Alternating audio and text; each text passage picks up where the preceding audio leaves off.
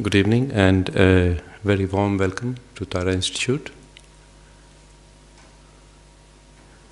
So it's about 8 o'clock, so we could begin. Let's begin by setting our motivation for our session tonight. So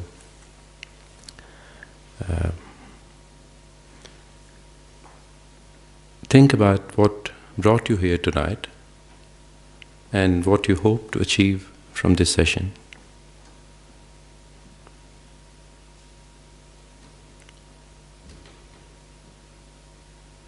Generate a sincere wish that the time spent here tonight may be of utmost benefit to you and your loved ones.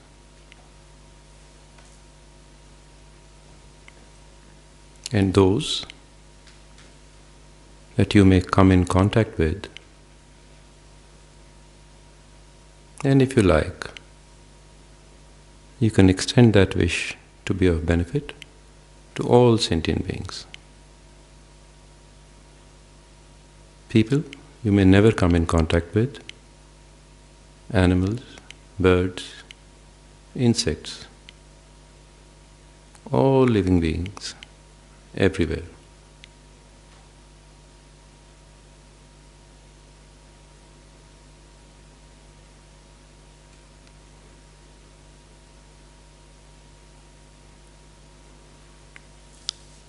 I think I met some of you last Monday, but those who haven't met before, my name is Ashvini, and I'm presenting the Monday nights in December.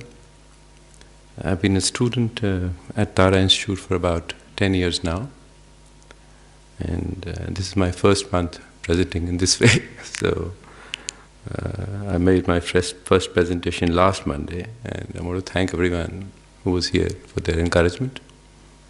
And it's still a work in progress. So I've left some feedback forms at the table there. So if you would like to leave some suggestions, I'll try to incorporate them into coming sessions.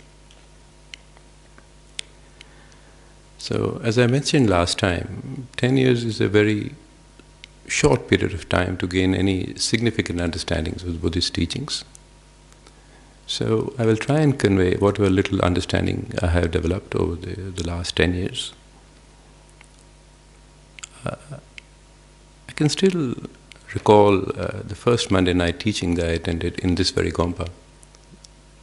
And I don't remember who was teaching then, but for me it has been an incredible journey since then.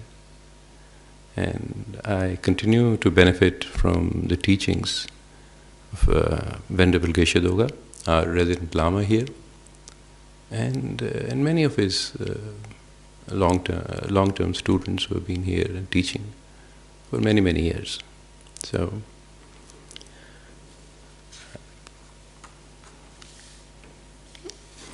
So as I said, some of you were here last week, but those who are here for the first time, is anyone here for the first time today? Welcome. The purpose of Monday nights is to introduce some ideas which are discussed in great detail in Buddhist psychology and philosophy. And the session is open to people of all beliefs, and the aim is for it to be thought-provoking. So, as I mentioned last time, it will be good if you can relate whatever is presented here to your own experience and test it with your own reasoning and accept what you think is stands the test of the reason, and set aside what you think is it does not seem correct or you're not convinced with it at this time. And we are taught that developing a deep conviction is a prerequisite for change.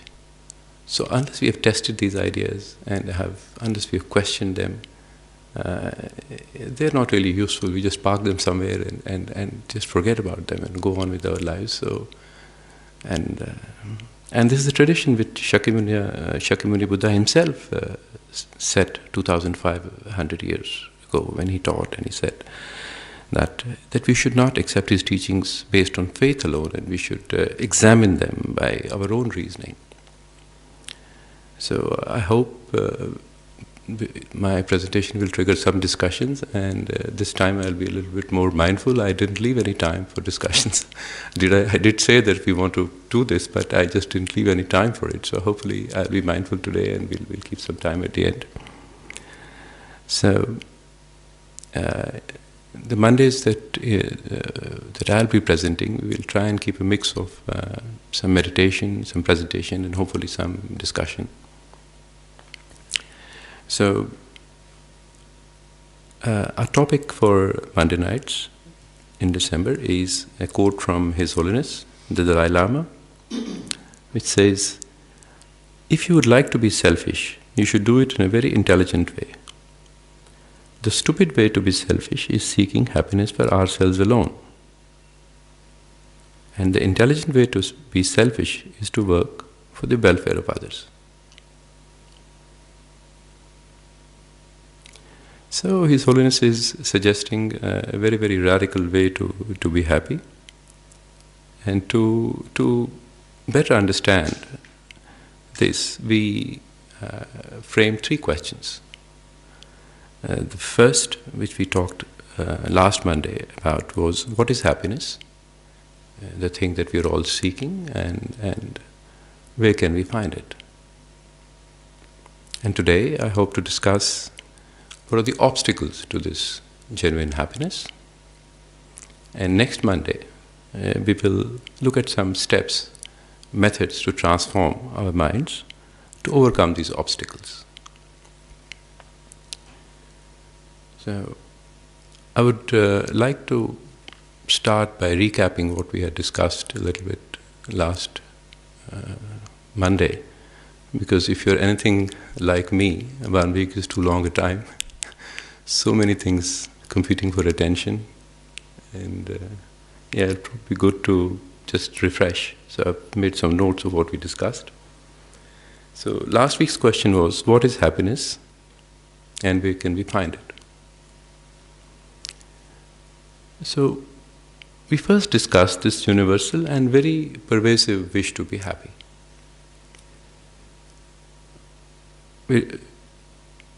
We talked about how all beings, humans, animals, insects, all sentient beings, wish for happiness and wish to be free of suffering.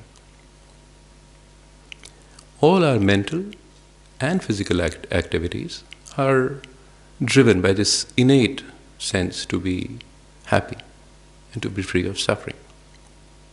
And His Holiness often says that it is not a wish, it's a right. We have a right to be happy, and we deserve to be free of suffering.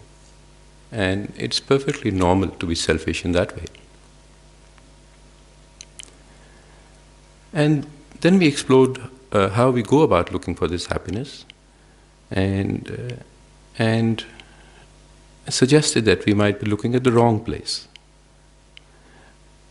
So we tend to chase pleasures that come from sensory stimulation, rather than cultivating a deep and genuine sense of happiness, which does not depend on external stimuli.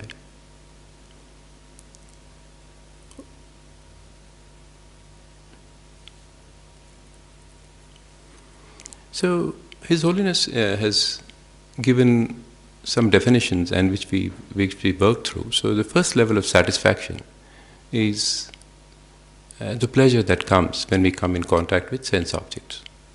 So any sensory stimulation, we get a sense of pleasure, and that pleasurable feeling is.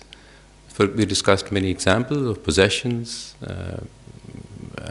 fame, comfort, and so on, which we can all relate to. That there is some sense of pleasure, and therefore happiness must come from these external sources.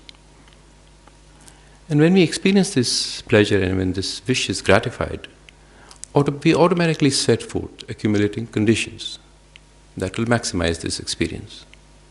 Because this is born out of our own experience of a pleasurable feeling. And we come to think of happiness as something that will arise if we accumulate a right set of external conditions, and it will maximize our opportunity to get these pleasurable feelings. But we also discussed that there is a catch. Since this happiness, this pleasure, depends on external stimuli, by its very nature, it's fragile and it's transient. It can't be deepened or strengthened in any meaningful way. We did use a lot of examples to come to that conclusion. And then we looked at His Holiness's definition of genuine happiness as a peace of mind, a degree of composure where external stimuli or even hardships count for little. So this second level of happiness, the deeper level of satisfaction, that does not derive from external stimuli but from our own mental state.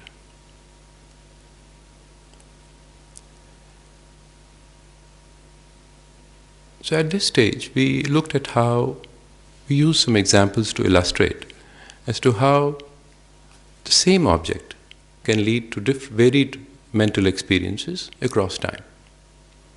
We talked about examples that our mental experience from the same object is not always the same. And then we talked about examples where the same object can create different mental experiences across different people. So if it is the same object, it does not cause the same mental experience across a set of people. So this led us to the thought that perhaps we should be looking at our mind, the state of our mind.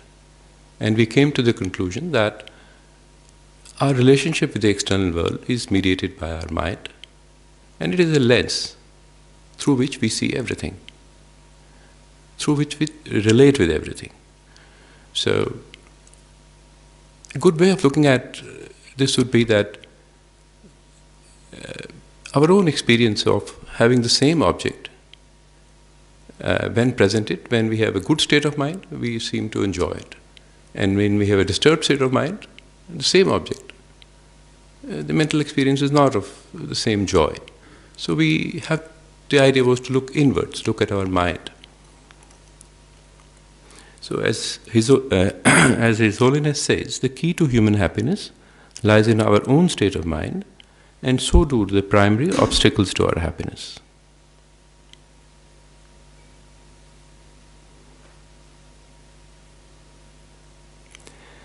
So that brought us to the question as to what is mind?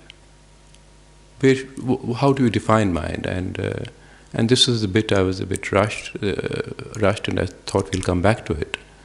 So from a Buddhist perspective, the definition of mind is clear and knowing.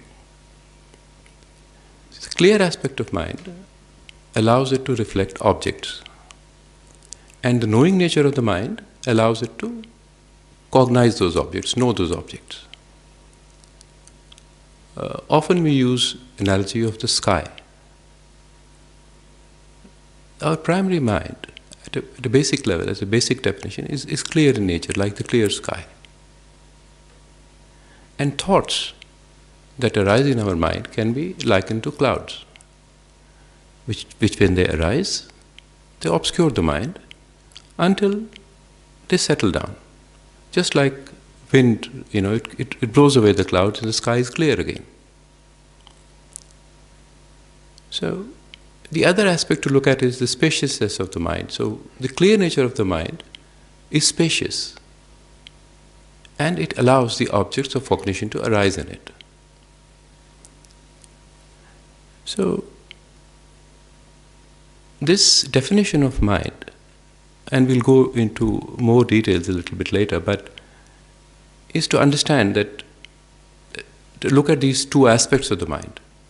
It's much like a mirror which reflects the objects. So the clarity of the mirror allows it to reflect the object and then cognize the reflected object in it. This object could be an external object, and it could be a mental object as well. So, before we continue, I think we meditate a little bit together, and we'll come back to this once again.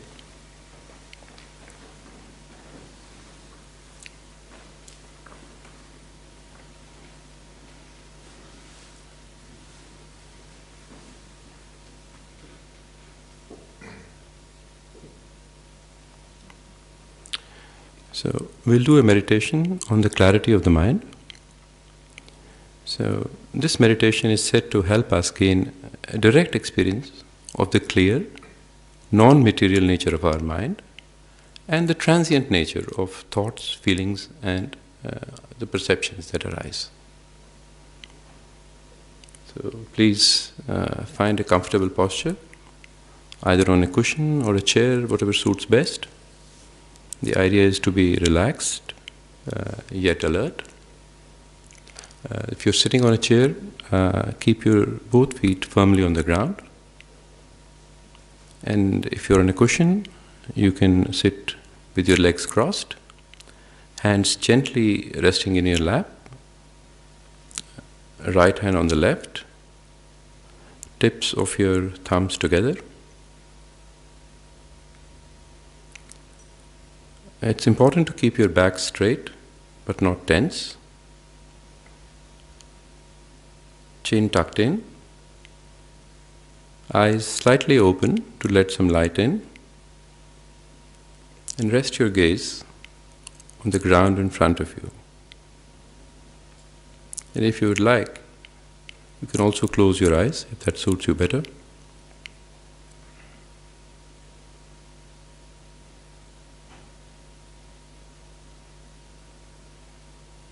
Relax your body and let go of all tension. Paying special attention to your shoulders, your jaw, your neck, or wherever you feel any tension. Just let it go.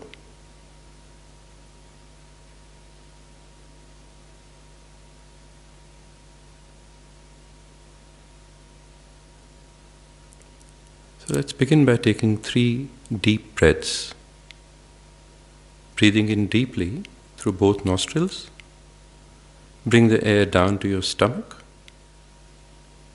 Hold it for a moment and then exhale slowly and gently through your mouth.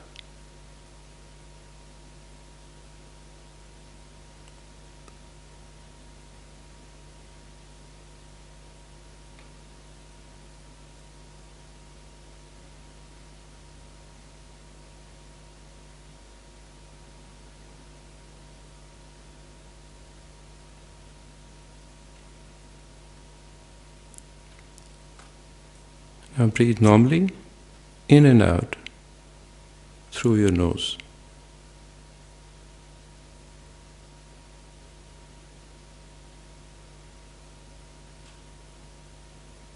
Observe your breathing without thinking, without conceptualizing.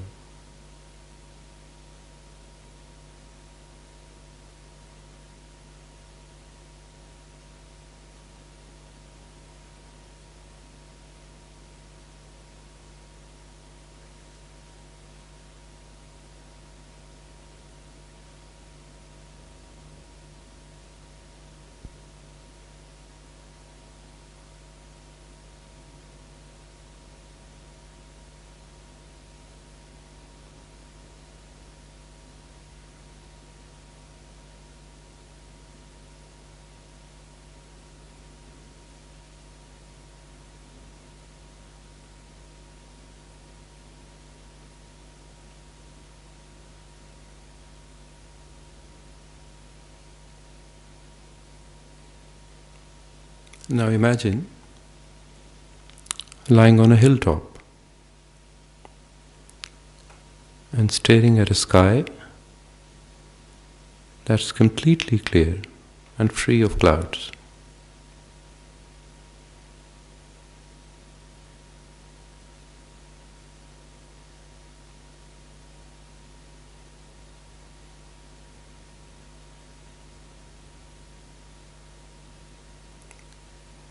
concentrate on this vast, unobstructed emptiness.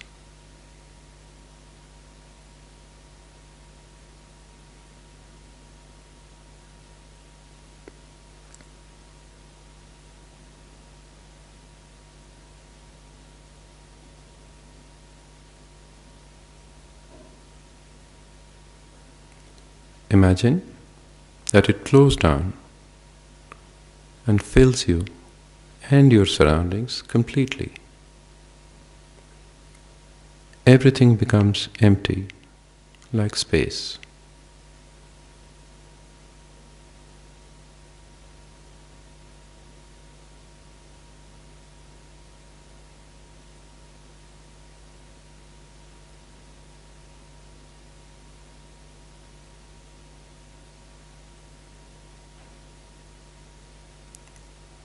Thoughts and distractions will arise. Do not react to them. Neither follow them nor reject them. Remember, they are clear by nature, without substance. Simply watch them come and go, and then return to the awareness of your mind's clarity.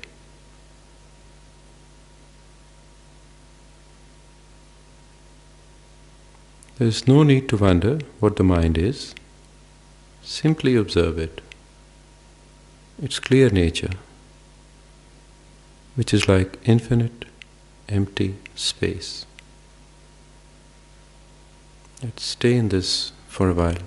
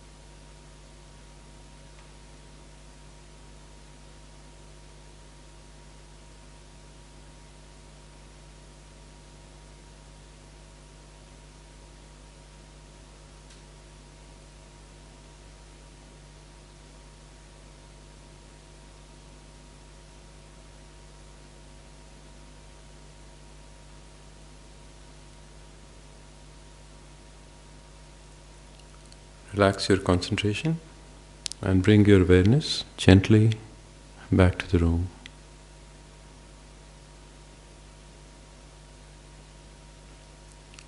Let's dedicate this positive energy that we created to the happiness and welfare of everyone.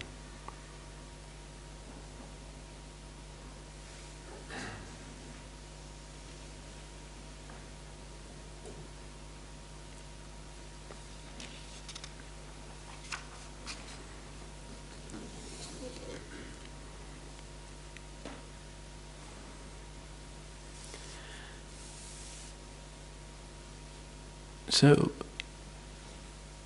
while our primary mind, like the sky, as we were trying to see in this meditation, is neutral in nature, neither positive nor negative.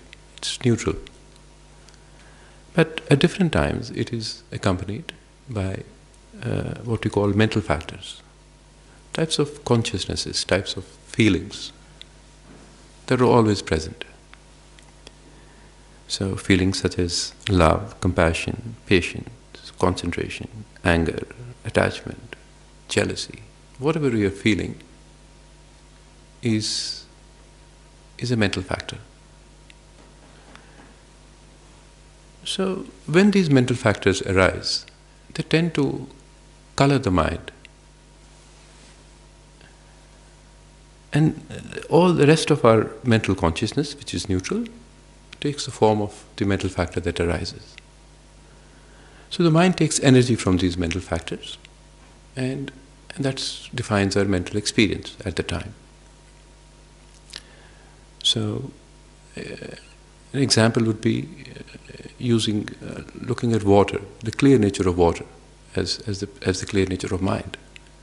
And the mental factor is a drop of ink. So we put some ink in that water and it colors the water. So the primary consciousness takes the color of the mental factor till it settles down and it's clear once again. So this is the Buddhist definition of how mind works. And we can reflect on this for a moment, Let's think about a time when we had the mental factor of love or compassion was dominant in our mind. And also reflect on a time when the mental factor of anger was dominant. So we've all had this experience of love or compassion, we've all had this experience of anger. So we can relate to how we felt at that time. So which mind felt happier?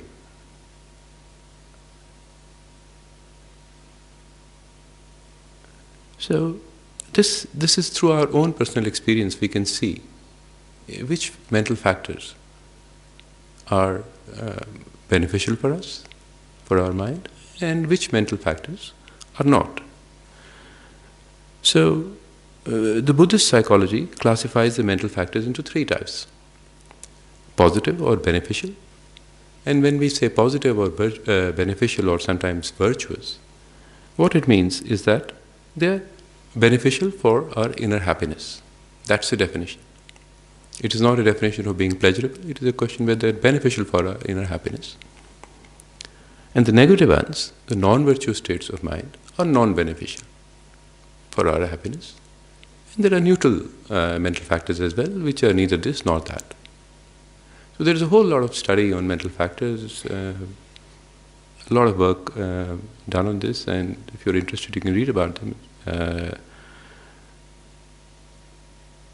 But a very wonderful side of this Buddhist psychological approach is that we have the ability to transform our minds.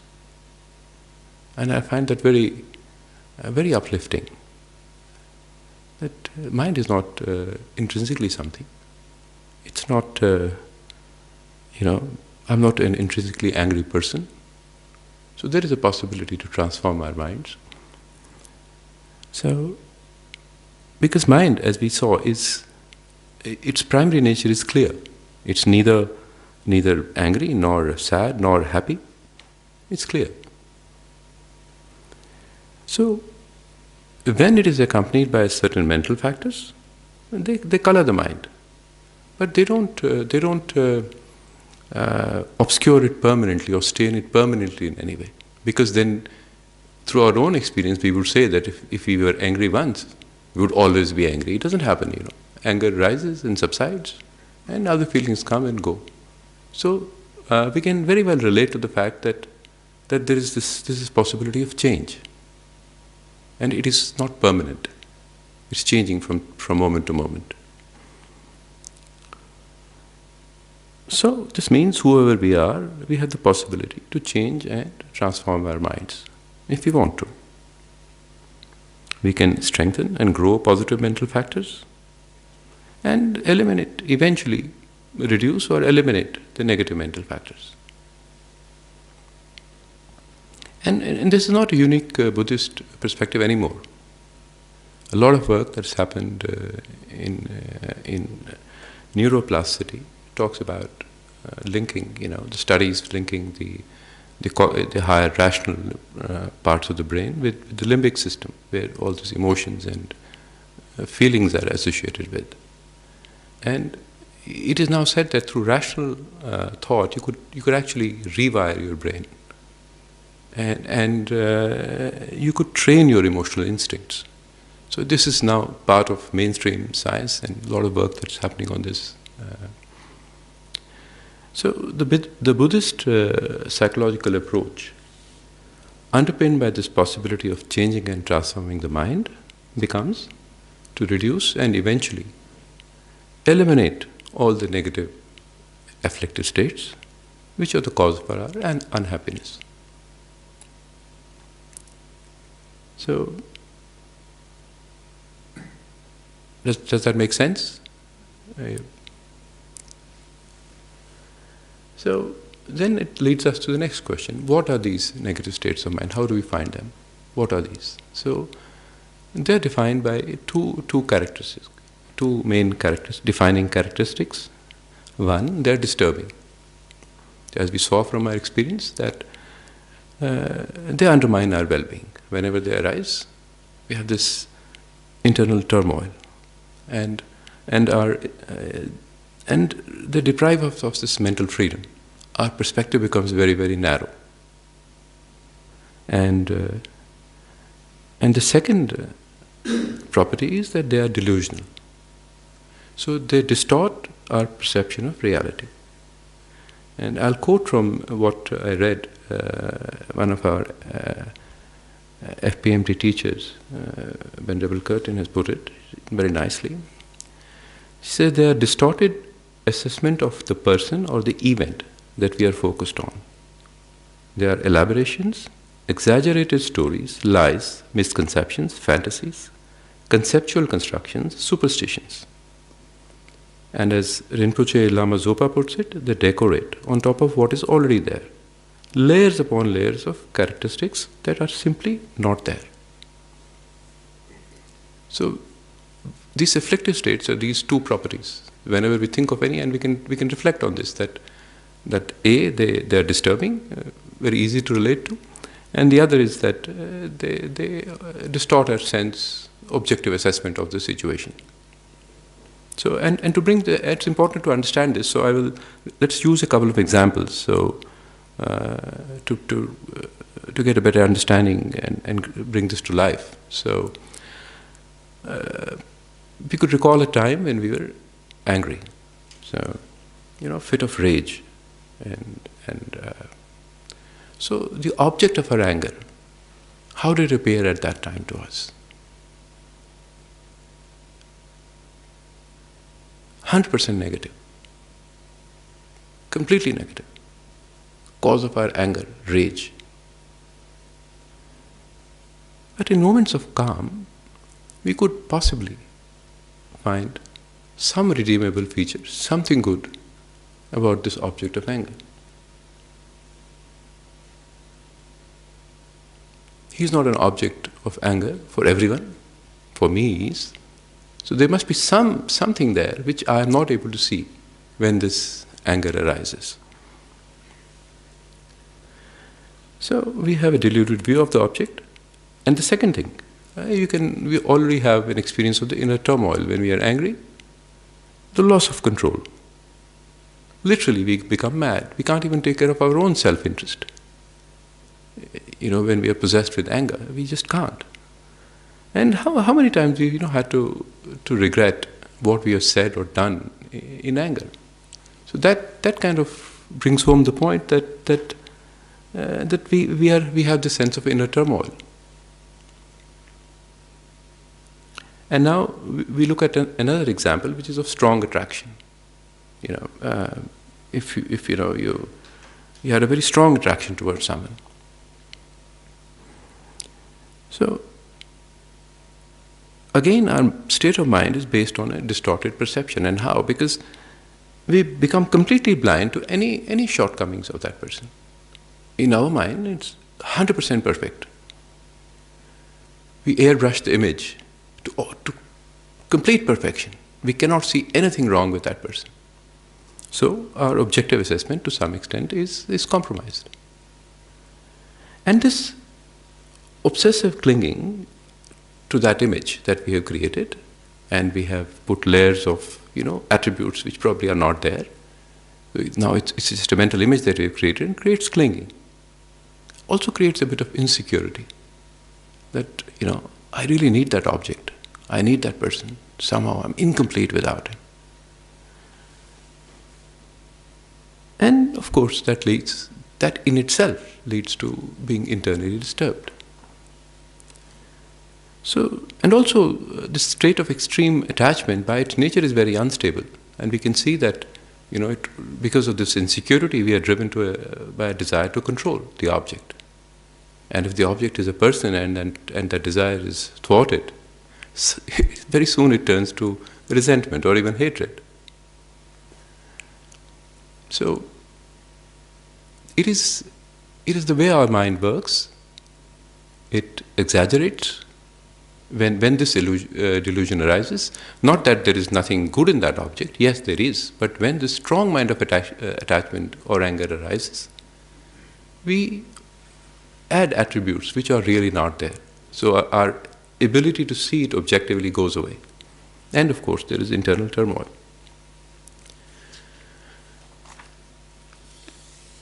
So, we discussed so many potential mental factors which are negative. For example, we talked about craving, attachment, jealousy, arrogance, hatred, greed, malice, pride. There's so many of them that come and bother us and disturb us.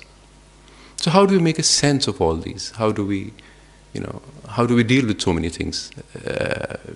How do we simplify our understanding of how they arise? So Shakyamuni Buddha, following his own journey of internal discovery, he laid 4 noble truths. The first noble truth was the truth of suffering. And the second noble truth was the truth of the cause of suffering, where Buddha said that 3 afflictions, attachment, aversion, and ignorance, comprise the source of most human suffering. So he's basically simplified the list for us, and we'll come to that as to how there are so many feelings that we have and how we can come down to just these 3 things. So how these 3 states of mind just underlie all other afflictive states. So the first of the 3, attachment, drives us to cling or hoard to the objects that we want. Aversion drives us to avoid and resist what we don't want. And ignorance is defined as our inability to see things as they are. And this is the root cause, said to be the root cause of all our unhappiness.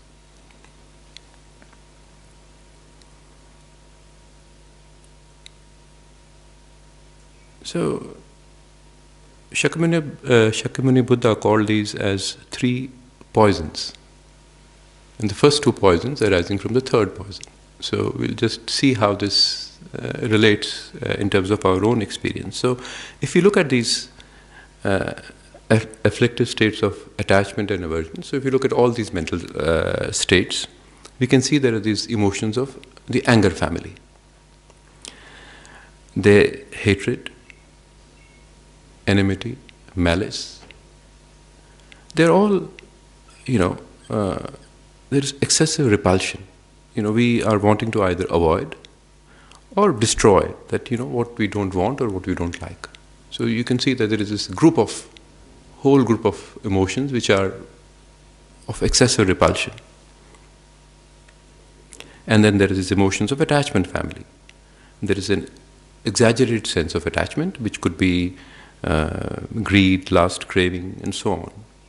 So they're driving us to get more of what we want. And there is a third family, which is the emotions of mixed family. So envy, pride, doubt, they involve a mixture of both attachment, excessive attachment, and excessive repulsion.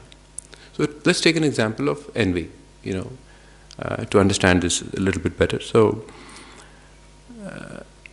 and envy is complex. So let's think about a situation when we were envious of a coworker, for example, or a peer. So underlying that, at the root, is attachment, because they're doing well at their job and their achievements. So we are attracted to that aspect of them, that of their achievements, and we are attracted to them. But you want all those things, all those attributes to be yours. At the same time, there is a very strong sense of repulsion, hostility, anger. So you can see that a lot of these emotions of the mixed family have both at the center. Attachment as also aversion. We can look at the elements of, the examples of pride family, where there is an attraction to, a self-image, a deluded self-image of ourselves, and there's a repulsion to anything or anyone who challenges that deluded self-image. So we can see that we are able to condense all these, different kinds of afflictions that arise into these two: either attraction, led by attraction, or by strong aversion, or by mix of these two.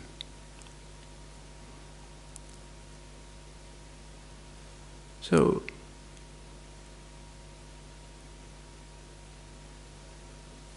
and it's another way to look at it is that if we see that this aversion and attachment, how our daily experience is driven by these two poisonous minds, as they say. So in our attempt to cling to things that we want, or to avoid things that we don't want, we divide this world into likes and dislikes. Things that we like and things we dislike. So we build these walls, and we get confined in these walls of likes and dislikes. There's attachment and there is aversion. So every fixed opinion, judgment, and beliefs, fixed belief takes away our ability for objective assessment, to actually see things how they really are. But reality is really not divisible in this way, because things or objects don't arise with the intention to either please or displease us. They are whatever they are. Yet, because we have this strong sense of likes and dislikes, attachment and aversion, we divide the world. So we are unable to objectively see and observe what's happening around, how these objects present themselves to us. So, and the irony of this is that anger and attachment also psychologically are the same. They appear to be different. There is a strong sense of repulsion and there is a strong sense of attraction. But our clinging to something is always in resistance to something that we don't want. So, in this world of likes and dislikes, when attachment arises, simultaneously there is aversion. Because there is something that we don't want, in preference to what we want. And our resistance to something that I don't want resides in my preference for something that we do want. So we can see that there is this pushing and pulling that defines all our lived experience. It's like, tossing in and reeling in at the same time. It causes considerable strain. And it takes away our ability to actually see things for what they are. So I was just trying to bring that how these two poisons actually take away so much from our lived experience. Just to imagine that if we didn't have these, how our experience of this life, of this world, just to be able to imagine how different it would be.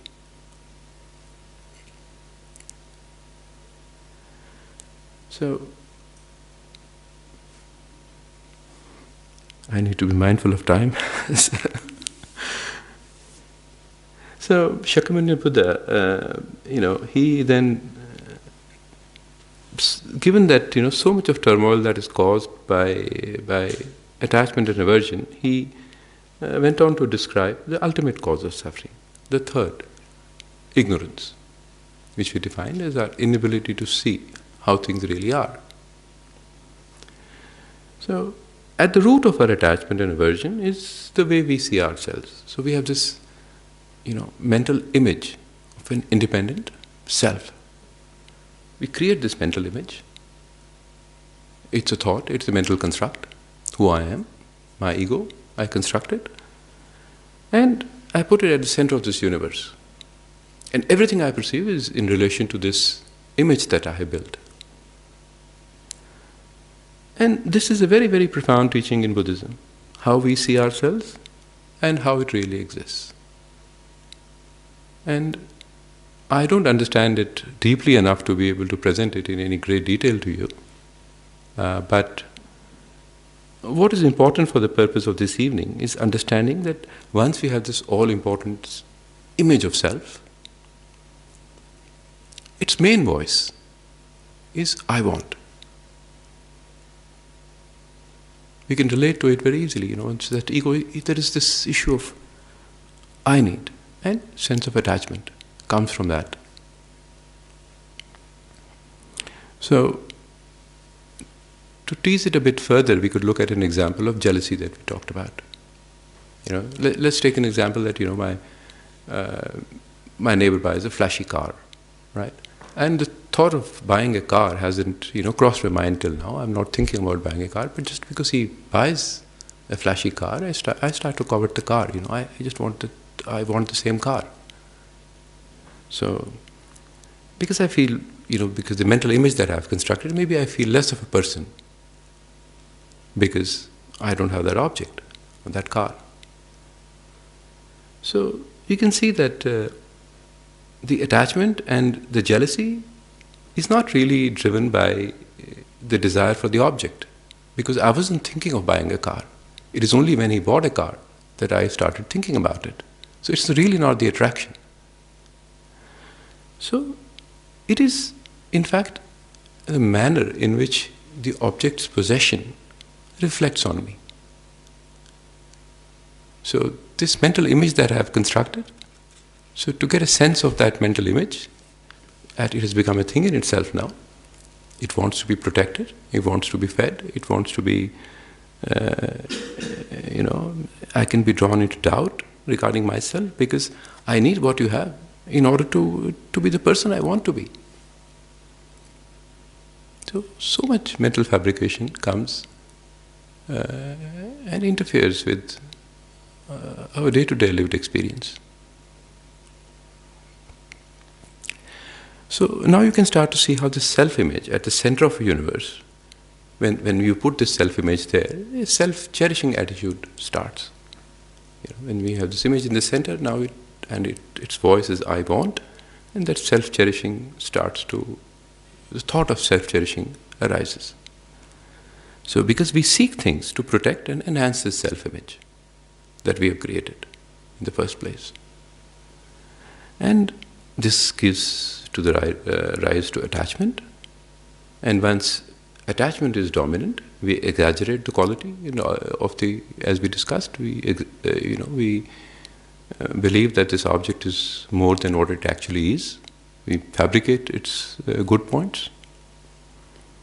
Then it gives rise to all other negative states, aversion, so on and so forth, because we saw that attachment is at the root of every other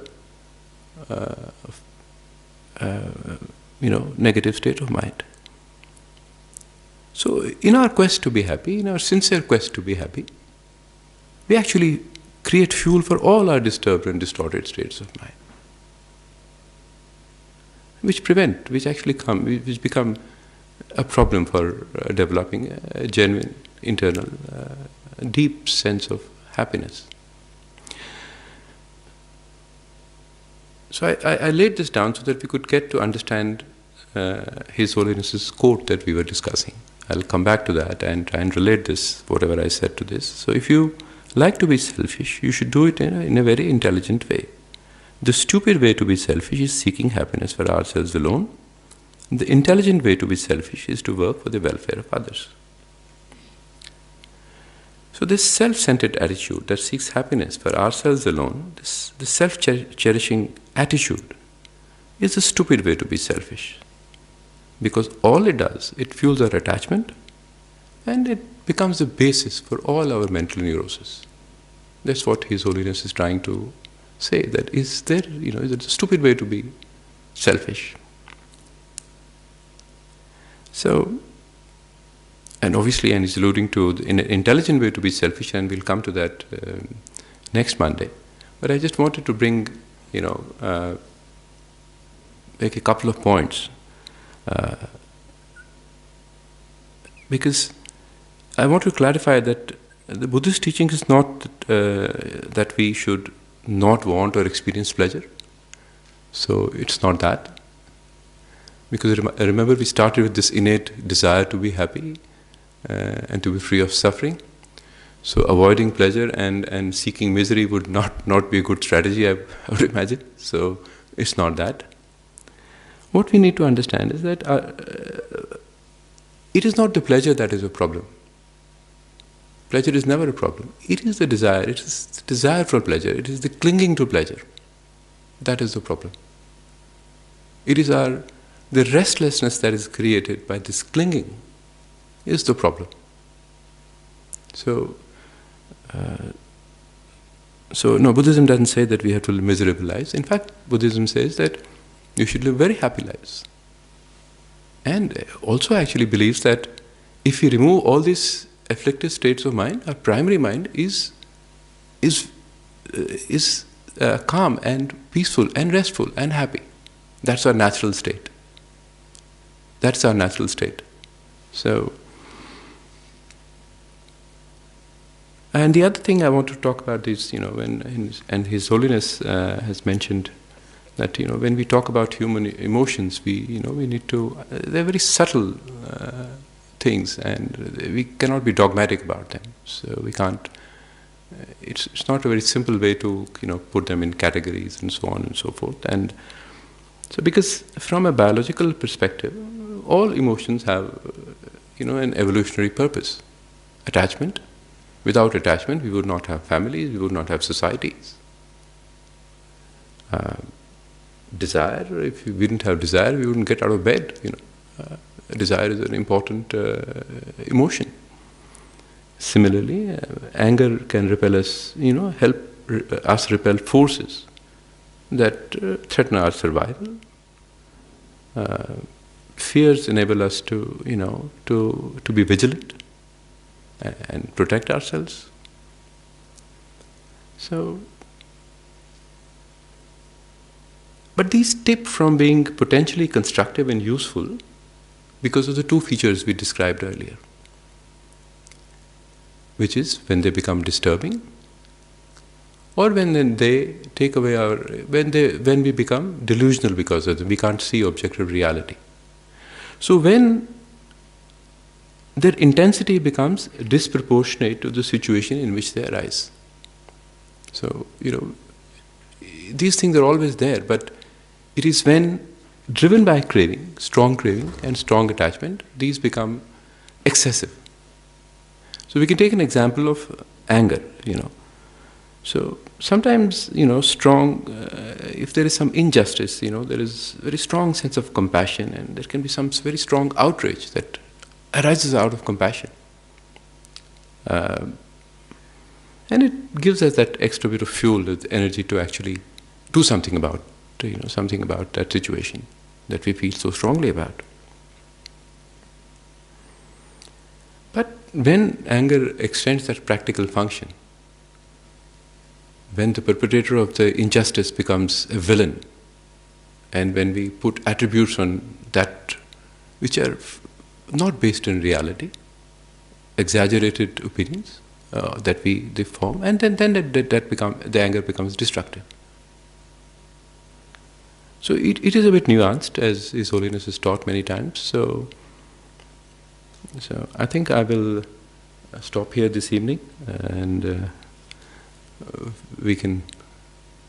Is there any thoughts that we want to discuss, or anything that you would like to talk about? I have a question.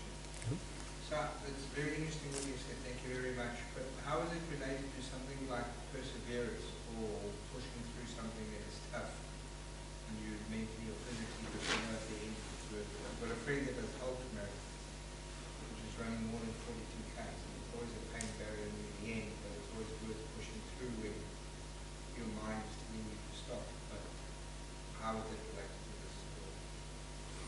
The question is perseverance, whether how it relates to the discussion that we're having today. So perseverance is a quality that is required even in spiritual practice. So when we talk about, so it is a quality of mind which is useful, which is beneficial. It allows us to extend our boundaries, whether it is running a marathon, or whether it is climbing a mountain, or whether it is in our practice, in being mindful of these negative states of mind. So I guess it's a very useful thing to have. Even though it causes pain at some stage, as long as you look at the end goal, and not just trying to be happy, but understanding that there is medium-term pain, the mind is saying we should stop because it's a lot easier, and then understanding you've got to overcome that fact and saying, no, thank you very much, mind, I'm going to continue doing what I'm doing. So yeah, I think this would be completely in accord with what we learn here is. So in classical psychology, we kind of divide these experiences as pleasurable and painful. But in Buddhist psychology, we define them as beneficial and non-beneficial. There is no direct translation for emotions in either Tibetan or Sanskrit. So these afflictions are called kaleshas, which are translated. So there is. So we look at these in terms of whether they are beneficial, and beneficial with respect to whatever we are seeking, or non-beneficial. So pain, some painful experience can actually be useful. So for example, when we lose someone, there is this, we feel sad, and that grief is actually healing. Feeling that grief actually helps us overcome that particular situation. So yeah.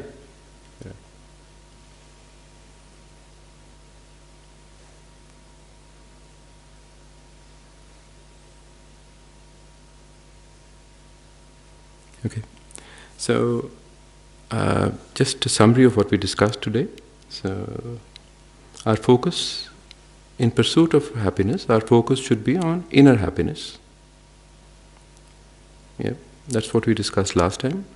And this pursuit requires us to identify the states of mind that are destructive to our well-being, negative or afflictive states. And we talked a little bit about how we identify these afflictive states of mind. And we talked about the shared features, that they are disturbing and delusional. That's how we identify that they are disturbing and they're afflicted. And we discussed that the root cause of attachment and aversion is this self-clinging, self-craving thought. That was what we discussed today. And hopefully next week we'll discuss some methods as to how we can transform our minds, how we can, practical techniques that we can use to reduce these afflictive states of mind, negative states of mind, and increase the beneficial or the positive states of mind. Before we end, we can dedicate to a little bit of dedication. So sit in a comfortable position and think back to the initial motivation you set for yourself at the start of the session.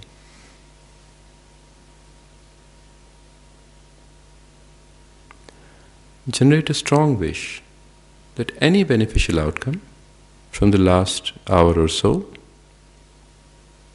anything you have thought, the time you have spent, your presence here,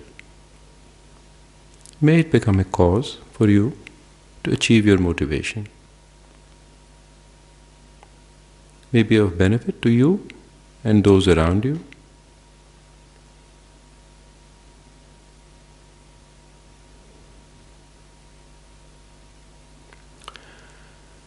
Thank you all for coming. I'll stay around for a while if you would like to discuss anything. Otherwise, hopefully I'll see you next week. Oh, yes.